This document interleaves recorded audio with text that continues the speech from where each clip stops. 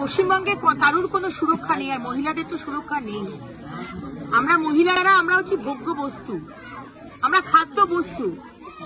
আজকে মুখ্যমন্ত্রী আমাদের ধর্ষণ হলে, মহিলাদের ধর্ষণ হলে তার রেট বেঁধে দিয়েছে। আজকে মুখ্যমন্ত্রী মমতা বন্দ্যোপাধ্যায় একজন মহিলা হয়ে উনি বলছেন যে শরীরে জ্বর জ্বালা থাকে, সেরকম ধর্ষণ।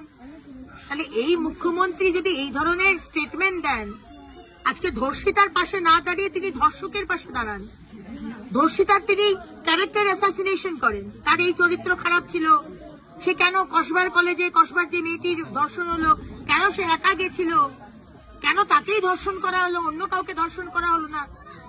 মেয়েটির পাশে না দাঁড়িয়ে এরা ধর্ষকদের পাশে দাঁড়ায়।